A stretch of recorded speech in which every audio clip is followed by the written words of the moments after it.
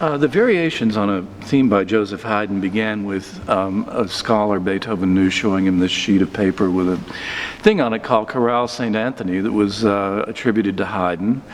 And Brahms took a look at his wind piece, and it actually isn't by Haydn.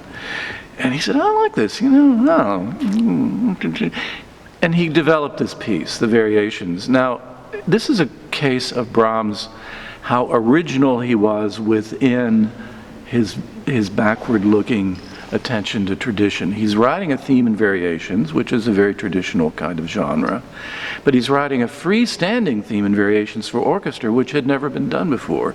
But I think for him, this piece, which is just a series of character variations, each of which is also an orchestral study. It's a study in orchestral sound and arrangement and instrumentation. The Haydn Variations were the last stage before a symphony because this is where he found his orchestral sound.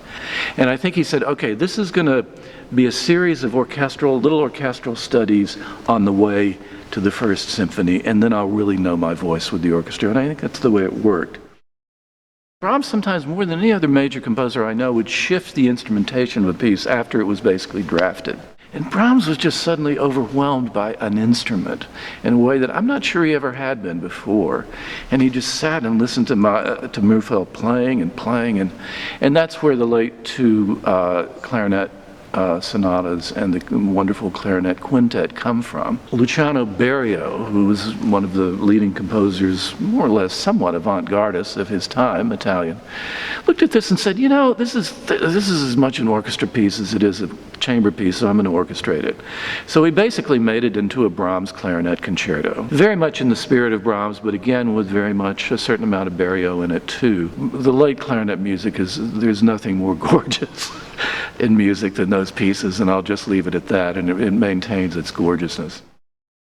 The Piano Concerto 2 is another one of his big symphonic, two-fisted, huge piano concertos. So what we have is one of the grandest effusions of late Brahmsian, late-ish Brahms symphonic grandeur in the form of a concerto. A very different world than the first piano concerto or the violin concerto.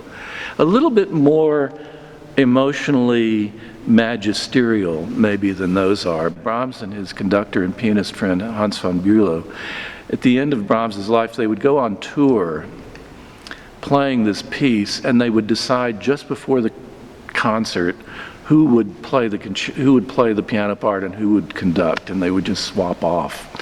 How he did that when Brahms hadn't practiced in years. He could always get through his own concertos, but nobody could figure out how he did it because he hadn't practiced since his 20s, and these are fiendishly difficult pieces. And by the way, Brahms's own term for this piece was the long terror. And as usual, he was right.